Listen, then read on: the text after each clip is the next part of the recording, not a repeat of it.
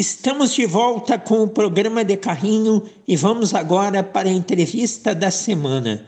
Um fenômeno da comunicação no Rio Grande do Sul, uma paixão que virou uma profissão e da profissão veio a ousadia. E como deu certo? Duda Garbi, jornalista, é o convidado do programa de Carrinho de hoje. Boa tarde, Duda. Que prazer em lhe ter aqui. Boa tarde, Cassiano. Estamos na área aí. Muito obrigado pelo convite. Estou à tua disposição. O que manda? Muito bem, vamos lá então, Duda. Duda ou Eduardo Mancuso? A gente precisa começar esse papo falando disso. Conta aos nossos ouvintes como tudo começou. Comunicação foi algo que você sempre foi apaixonado? E quais foram as primeiras oportunidades, Duda? Duda ou Eduardo Mancuso é curioso. Eduardo Mancuso foi meu primeiro nome, vamos dizer assim, profissional na Band em 2005, quando eu estreiei lá na rádio, né? Ainda como produtor da área de esportes. E posteriormente virei Duda Garbi, que é o meu nome, meu apelido, né? Duda, desde que eu nasci. E o Garbi é meu último nome, né? Meu nome é Eduardo Mancuso Garbi. Mas enfim, as primeiras oportunidades se deram por muitas tentativas ainda na faculdade, né? Me formei em 2006, portanto, há bastante tempo, aí quase 20 anos, né? E comecei como atualizando sites de futebol, era da Topper, numa agência lá. Aí depois fui estagiário do Bibo Nunes, hoje é deputado, se não me engano, mas ele era apresentador de um programa de TV. Fiquei 2-3 meses só. Aí já fui fazer alguns cursos e tal, e dentro desse curso aí o pessoal da Band me descobriu, e eu comecei a estagiar na Band, e da Band fui para a Assembleia, fui para o Kazuca dentro da RBS, né, e aí de lá as coisas foram acontecendo. Então foi mais ou menos assim que eu comecei. É um início com as dificuldades naturais de qualquer profissão e é muito bom a gente sempre trocar ideias aqui com grandes nomes da comunicação como é você, porque mostrando como foi o início, se percebe que não é fácil, que o caminho é árduo e quem está começando agora tem que entender isso e tem que, mais do que entender, tem que ter resiliência, paciência e trabalhar muito, trabalhar duro, porque lá na frente pode-se chegar em estágios como é o seu atualmente. E a sua trajetória profissional, Duda, começa a ganhar mais abrangência, como você coloca, com o Kazuca da RBS em 2007, não é? Algo que você sempre teve contigo foi a vontade de empreender, pois em paralelo ao teu lado jornalista, teve um humorista também, e de muito sucesso, com personagens históricos. Como surgiu essa vocação de fazer aí também humor? Foi algo assim ao natural? E por muito tempo você também fez shows, não é? O humor, na verdade, aconteceu. Eu sempre fui um cara muito bem-humorado, que fiz, vamos dizer, que fui sempre um cara, né, agregador e usando o humor como minha ferramenta de convívio, né? E acontece que no Kazuca mesmo, a gente usava isso em benefício do produto, né? Do jornal, da rádio, do programa do YouTube que a gente tinha. E essas coisas foram acontecendo naturalmente, completamente naturalmente, sabe? Quando eu entro na Atlântida, né, em 2010, devido ao sucesso dos trotes e do Pretinho Básico, acaba que a demanda me coloca como um humorista, né? Algo que eu nunca, né? Eu nunca me rotulei como um humorista. Eu acho que sempre fui um cara de muito bom humor. Óbvio que tive minha fase humorista e imitador, principalmente. E assim aconteceu. Então, se deu naturalmente. E os shows me deram uma veia muito empreendedora, né? Então, eu corri muito atrás de alugar teatro, de lotar os teatros, de vender patrocínio. Isso me ajudou muito ao que eu faço hoje. Que legal! E até 2016 você já era muito conhecido, mas foi passar a defender o microfone da Gaúcha e ser uma linha de frente da torcida do Grêmio, que a impressão que dá é que mudou o patamar de alcance. Estou certo? E Duda, foi a realização de um sonho fazer parte da Rádio Gaúcha, cobrir o Grêmio, participar do sala de redação? Acho que não chegou a mudar o patamar, né? Acho que eu agreguei alguma faixa etária que a Atlântida não alcançava, então acho que eu me complementei, né? Porque eu cheguei a fazer TV, né? Fiz Globo Esporte 2 anos, fiz TV Com, e claro, não tive a mesma repercussão, mas olha, era bem significativo, né? Então acho que dá para dizer que em 2016 eu atingi uma faixa etária que eu não atingia, né? E devido ao sucesso do personagem, do Santaninha e do Grêmio, né? Da fase do Grêmio, eu acabei chamando muita atenção, que me deu um destaque muito grande, né?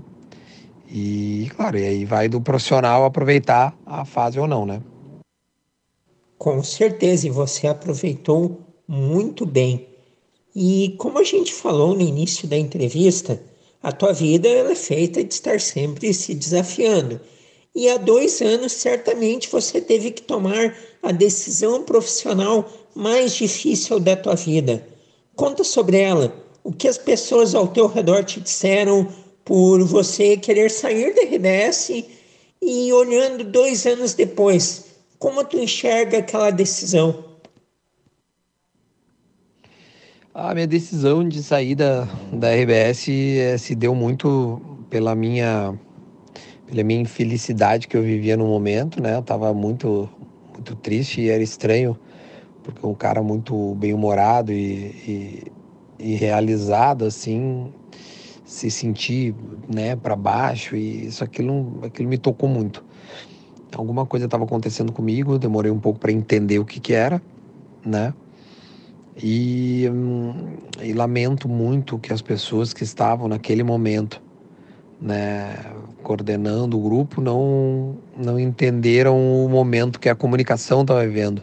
O que eu, modéstia à parte, acho que consegui ler bem, ou ler a ponto de conseguir fazer a minha mudança, né? E a minha mudança se deu muito a partir da minha convicção de que a comunicação tinha mudado, tinha se descentralizado. Não vejo mais o Grupo RBS como tão dominante, né, como era antes, há 10 anos atrás. E eu já estava entendendo e me preocupando com isso, né? Eu tentei levar isso para os diretores do momento, que não conseguiram também entender, e pois bem, então negociamos e conversamos, e assim se deu, cada um foi para o seu lado, e se deu de uma forma muito tranquila, assim, né? Eu saí muito bem, né? Até hoje tenho grandes amigos lá, mas claro, poderia ter feito, na minha opinião, poderia ter sido diferente, né? Poderia até estar conciliando, mas não era o que o pessoal quis naquele momento. Pois é, Dudi, era um período de pandemia, era um período assim que as pessoas não poderiam sair de casa, e com certeza isso contribuiu também, não é? E você encontrou um nicho muito legal que outros também encontraram, mas você encontrou no sentido de proporcionar conteúdos, entrevistas esportivas, entrevistas com pessoas da comunicação, com gente das mais variadas áreas de interesse da galera. E as lives que tu fez na pandemia, neste período, te deram a confiança para que tu identificasse que poderia trabalhar pelas próprias pernas? E o status que tu atingiu com o YouTube hoje é maior do que tu poderia se imaginar que conseguiria em tão pouco tempo? Ah, deram totalmente, né?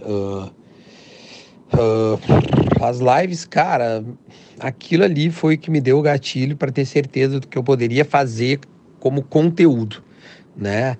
E seguir relevante fazendo conteúdo, que é o que eu sei fazer. Só sei fazer conteúdo, só sei criar, né? Só sei fazer entrevista, matéria, fazer brincadeira, ou seja, entreter. É isso que eu sei fazer, e sim, as lives começaram, na pandemia e ele e ela e essas lives foram um embrião do que é o meu canal hoje.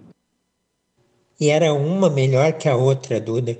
Estamos aqui conversando com Duda Garbi, jornalista, gremista, grande homem das mídias digitais, o cara do YouTube, o cara do assado.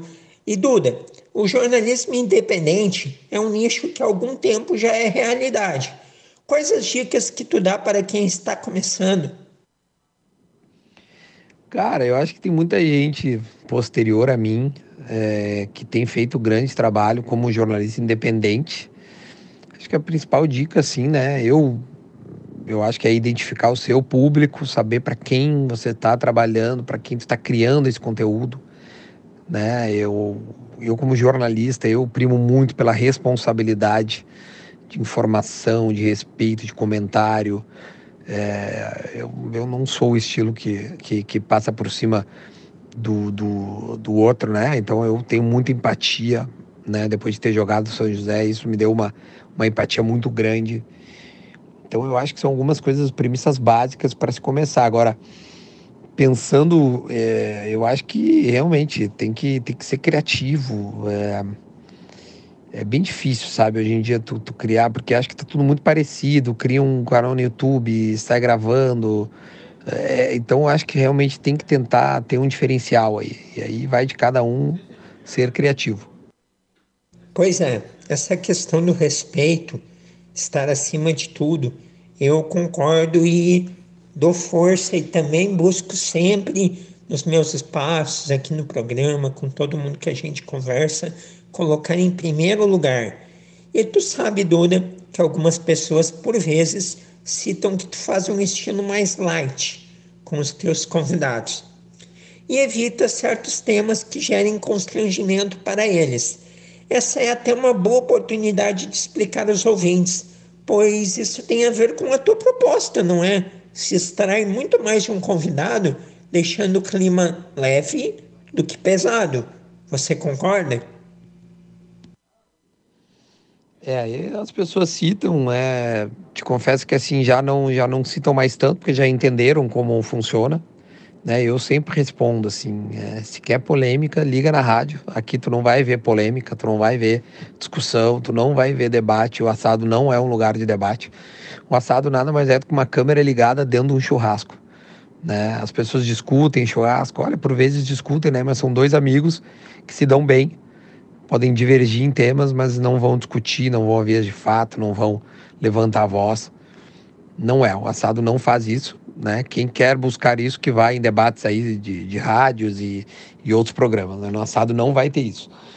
E eu acho que a fórmula é uma fórmula que está dando certo, né? Senão a gente não estaria aí com quase 350 mil inscritos, mais de 30 milhões de visualizações no assado, mais de 2 anos de conteúdo, quase 150 postados, 6 patrocinadores. Então acho que a gente tem um case bem sólido para justificar. Exatamente. E desses quase 150 conteúdos postados, você já entrevistou figuras fantásticas, mas vou citar duas aqui: Galvão Bueno e Renato Portaluppi. Qual é a entrevista que tu ainda sonha fazer, Duda? E pensando em futuro, voltar aos veículos tradicionais não está nos teus planos?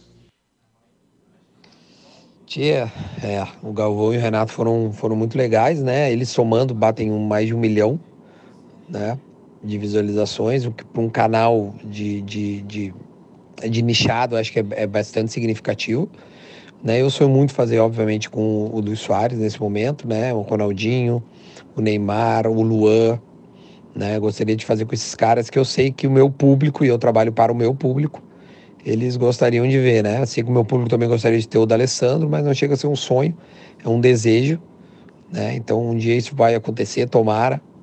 Acho que todos aí que eu citei eu ainda vou conseguir entrevistar. E eu tenho certeza, Duda, que tu vai conseguir essas figuras aí. Olha, um dia que você conseguir Ronaldinho Gaúcho vai dar um reboliço. Você sabe bem, não é? E Duda, para finalizar, que balanço tu faz do ano do Grêmio até aqui? Acho que o ano do Grêmio até hoje é um bom ano, né? A gente não pode esquecer que a gente veio da Série B. E estando da Série B, a gente já ganhou o Gauchão, ganhou alguns Grenais e tem feito um brasileiro bem legal. Acho que o Grêmio tem vários problemas, o Renato cita eles, eu também entendo que o Renato tem razão em algumas coisas, discordo em outras, né? Sou muito fã do Renato, mas isso não me faz ser um cara que concorde 100% com ele, então acho que tem coisas a melhorar, ele também sabe, mas acho que fazendo um balanço geral, acho que o Grêmio está muito bem.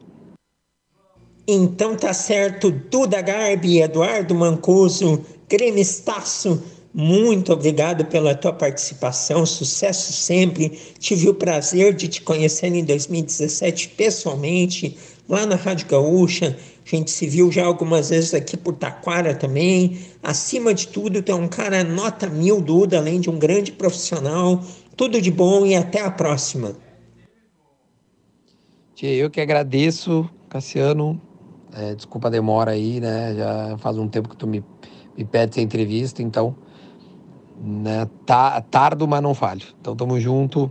Valeu, obrigado, audiência. Até mais. Show, show, valeu, Duda. Duda Garbi, jornalista, foi o convidado desta semana aqui do programa de Carrinho.